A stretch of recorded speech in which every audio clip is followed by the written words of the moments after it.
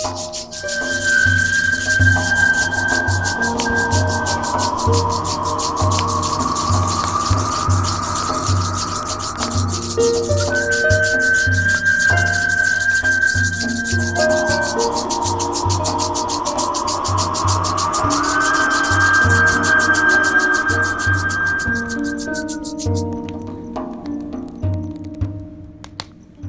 welcome to the I Am Symposium, the Winter Solstice 2017, where I'm gathering a group of people who have been instrumental in helping me birth the book Winds of Spirit together to share with you how their inspiration has not only inspired me, but inspires people all over the world.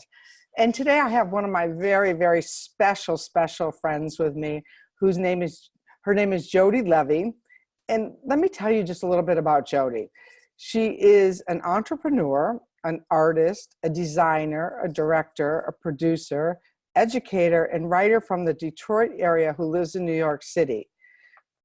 Jody is the co-founder and creative director of World Waters, Watermelon Water, a company and brand committed to redefining how and what we drink to nourish our bodies and sustain our ecosystem. World Water's first product, Watermelon Water, was created out of solve the hundreds of millions of pounds of unused watermelons in the United States. These waste melons were either ugly, mishappened, sunburned, but otherwise perfect to press, nutrient-dense, hydrating watermelon water. And why I've invited her is because I love that she brings ritual and her spirit into every undertaking. And I think that in 2018, people like her are going to lead the way as we navigate these winds of change into becoming more aligned with our spirits, our business, and of course, as women step into this next 2,000-year period where business is transparent, and business is about being in harmony with the earth. And you certainly emulate all of those things. So welcome to the I Am Symposium, and thank you for sharing your wisdom and some time with me. Thanks for having me, Renee. It's an honor to be here. Well, what I was hoping you would talk about a little bit is that for you, business and spirit is not separate. Like taking a misshapen, maybe what people would think a blemished watermelon and turning it into a worldwide phenomenon is something that stems from your heart and a bigger mission. So would you like to talk about that? Sure. So Watermelon Water is my baby. It's what I put much of my time into these days. And as you've explained, we basically took this concept of waste watermelons, of which there are hundreds of millions annually just in America. And we use them, we cold press them, and we turn them into watermelon water. And now we have a series of what we call blends, which are additional flavors and all have added benefits.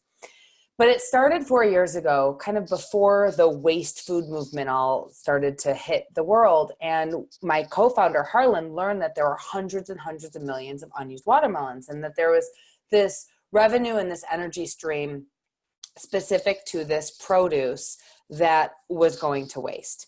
And that spurred a concept to do something with this waste and turn it into a product that happens to be super hydrating and good for you. I have come from a world of, telling immersive stories. And so when I heard this idea of taking these waste watermelons and turning them into a super high functioning product that we created together, it sparked something in me, not just to use this waste stream, but also to use brands as a means of storytelling. In our case, Watermelon Water is an interface to a bigger story about health and wellness. Many of us know that what we put in our bodies affect how we feel, and then how we act and how we interact and integrate into the world.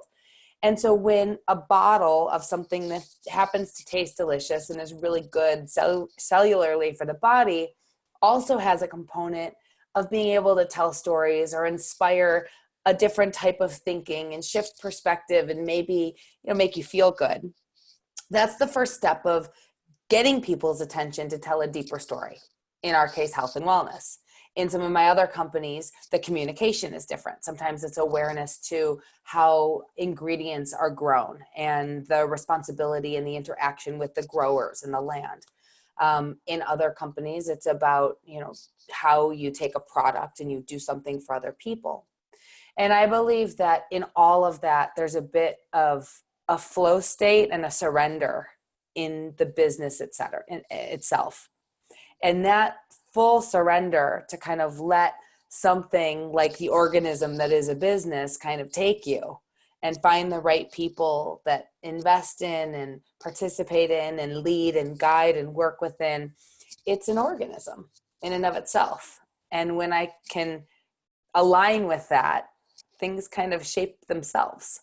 And I know that's true for her. And Jody was very instrumental in fine tuning the colors of my new brand, because she sees that story. She knows the wind story. She has experienced the wind. And so there's a lot of people out there like you. And I think a lot of people who are listening need this kind of inspiration right now, because, they're at the end of the road with so many of careers that no longer work for them and things like that. So what kind of advice would you give to somebody to follow that natural flow, that natural development of, what's in their soul, what's in their heart? Do you have some kind of clue and insight? Yeah, I think like, medicine, every human experience is very different. But I find that in general, as it relates to the topic that we're talking about, the first step is really being in your body, which, takes a lot of effort and energy sometimes when we're everywhere and our thoughts are everywhere and we're trying to piece together a puzzle that might be a business or an idea or a concept or a creative endeavor. And when I can tune in and really be aligned with my body, the second step is being really aligned with my belief system. And so what I notice is that when people are in alignment and in integrity to what they believe, whatever they believe, I'm just into belief, that's when the synchronicity of the universe unfolds. So when things there's not magic in my everyday, I know that something's off with my own alignment with my belief system. And I see that with people all over, whether they work with me or their friends. It's like when people are kind of trying to get above water to breathe, they're usually a little outside of their own morale. And so once I see people that are in their bodies and then they're totally aligned with their belief and their way of being that they've defined for themselves, that's when the surrender can really happen, right? It's like, that's when you're safe. That's when you can let whatever's coming and guide you. And then, for me, it's always this good balance. Like, I'll surrender fully so that I'm in the flow, but I'm still constantly making decisions. There's still a 10,000 piece puzzle with all the pieces that are kind of right side up that I'm constantly, putting together. So it's not just a sit back and let everything happen and ride the wave. It's like ride the wave while you're slaying. And I think that combination of things, and for different people, it's different things. Like my sister's my best friend, and she has a different way that she gets into her body, and she has a different belief system for her own, daily well-being. But when she's in her flow, that she's aligned with her practices that are allowing her to be the best expression of herself.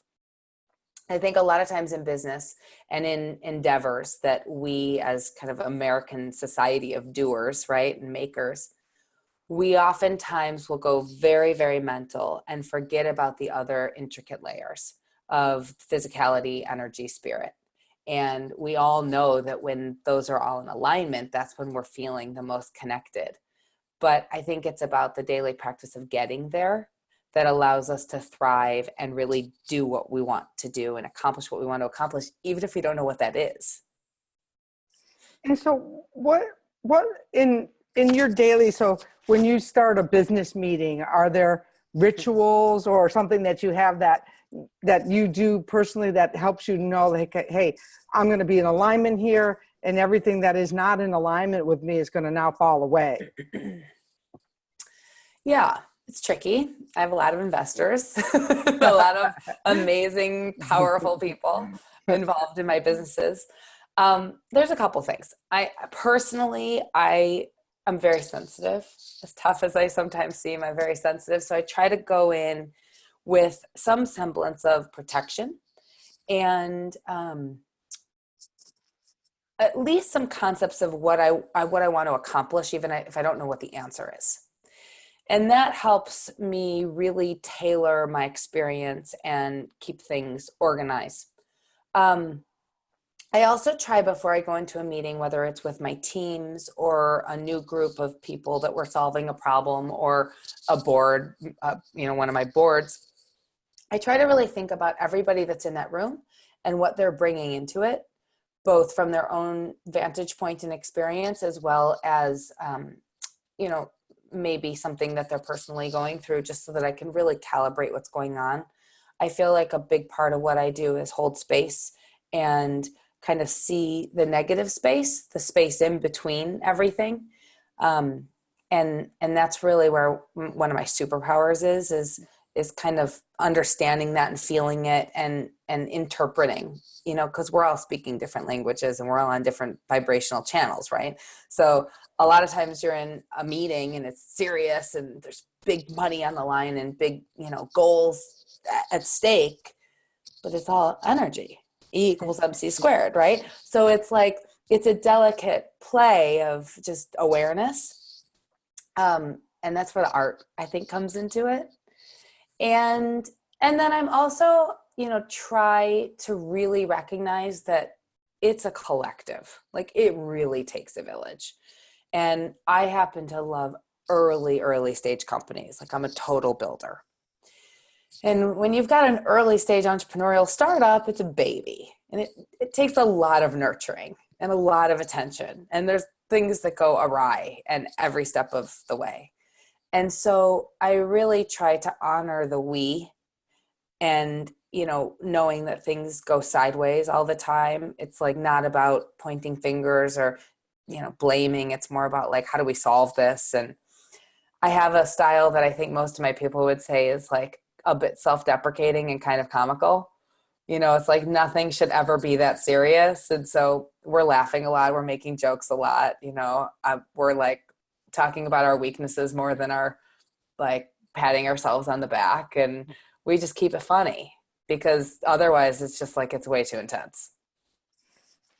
And for those, I mean, a lot of us, it's like a different approach to business than what we've learned. I mean, so do you think that we need to unlearn how we've done business in the past, or is there a mechanism in place as we move through these windy times, these times of darkness? How do you think we're going to get from the old systems of business to more what you're talking about, like an organisms that's free flowing and stuff? I mean, if you were to put on your prediction glasses, what do you see happening in 2018? I'm going to take that in two different answers. The first is, I believe in leading with love, and I didn't always lead that way. Unfortunately, I got bit by a tick many years ago, and it affected my neurological system. I contracted Lyme's disease and 13 other tick-borne illnesses. And I can look back and see now that I've cured myself where that really impacted how I acted towards people. I was edgy. I was impatient. I didn't understand what was going on with me. I had these abilities to make and create and lead, but I lacked the patience and the compassion. And now I understand that a lot of it was because of the way that my system was being tweaked in a negative way. So I think more than ever now, it's so important to me to lead with love and really know that it's the process of getting from A to B and B to wherever more than getting there. That's what life is. Life's too delicate, too fragile, and too precious to do anything about that. I also think that there's been a movement, and there's some very, very recognizable people. Richard Branson wrote a book on this. Elon Musk talks about this a bit. Like, there's a lot of the kind of leading entrepreneurial thinkers of our time that have, articulated how when you're doing things that give back or are conscious in different ways, or care in whatever definition that might be, it comes back to you tenfold. It's that like spiritual boomerang effect. So it's not a new concept. I think that as it relates to how that's turning into something new and a movement of sort, more and more people are making choices in their day-to-day lives to do what they love. That is a very empowering thing for people to take the risk to quit a job or say no to an opportunity and choose something that might not be as lucrative or as stable, and do it because they love it. That's happening more and more. I heard something yesterday. Somebody was saying there's never been a better time to be an entrepreneur because there's systems in place for money and support and, like helping at every level from a foundational business all the way through growth cycles that has never existed before. So I think that there's more in place now for people to feel safer making the choices to fly. And I think that the old guard is starting to really kind of like come apart. And so the combination of those two things make people that are thinking like me and trying to lead like in this mindset able to thrive. Now, I will tell you, there are plenty of things every single day, every single month, every single year where I really operate in the old paradigm. I'm not bringing my own thinking that way, but I'm working in that. I know what the constraints are, and the only way to bust through it is to work within it. I don't have an issue with that. As long as I am in my integrity and the people around me are around me, whether they're working with me or investing in us or, whatever they're doing for a product's development life cycle, as long as they're all aligned with what we're doing, I become the conduit for that. And I am happy to walk into an old guard room and just play. And I think that that's what it takes to ultimately break the system down. And I'm sure if anybody can do that, you're like a great person to do that because, it's kind of, she's maybe kind of a little Heyoka like that you don't exactly, you're in there, you're laughing and you don't even know what just took your $1 million type of. and with integrity, because I know for you, like, so since you brought up the Lyme's disease, can we talk about it a minute? Sure. Okay.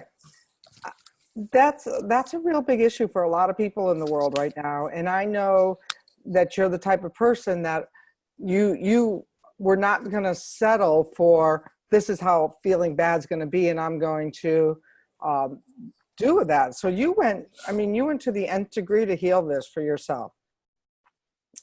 I did. This is the first time I've spoken about it publicly. So I when I finally figured out what was going on, because I spent 18 years trying to figure out what was going on and couldn't. And then when I finally figured out what was going on, I very systematically approached my treatment. I always had this knowingness that I was going to be able to figure out a way to heal myself fully that would help other people. And because of that, I did it in a very strategic way. I tried one thing and then the next and then the next. I chronicled the whole thing. I was more OCD about that than I ever have been about anything in my life. And in June of this year, I did a treatment and I have never looked back. And now I'm in the process of, we've created a company called Lab Elemental. And in probably March, we're going to be launching a cleanse-based program that alleviates symptoms connected to Lyme's disease and other tick-borne illnesses. How great is that? That's her marketing strategy, that alleviates symptoms. That's what my intellectual property attorneys, my claims attorneys will let me say. Oh no, and I love that. And that's what I love so much about you. You blend this. She's a shaman, and she walks a shamanic path. I can call her a shaman. I don't know that she would say out loud that she is, but but she is. So she takes that, she knows that everything's alive with energy, including this business and including the Lyme's disease. And she approaches it everything. And what I want you to hear for those people who aren't very good business people at home is she takes a systematic approach. And so often, and I know you do that in business as well, Yeah. you know, we throw shit at the wall and we expect it to sit. And so there's so many spiritual entrepreneurs out there who have this belief that you can't be wealthy, or that you're not going to attract wealthy investors, or, you know, that they've taken a vow of poverty. And I know that that's not one of your vows. So, and I'm grateful for that, because you teach me that everything's fair game. What would you tell somebody just starting out? They're finally getting ready to do work that they love. Where would you start? Know what you don't do well. Mm. It's the single most important thing. I know what I don't do well. And because I'm always aware of what I don't do well, or what somebody else might do better than me, I can grow so fast. I can learn something that I have never known out of necessity, because my business requires it, or because I'm growing in a way that in one of the businesses that I haven't gotten to yet. Right. And nothing intimidates me, because I know what I don't do well. And so therefore I'm okay bringing in help, and I expect the very best.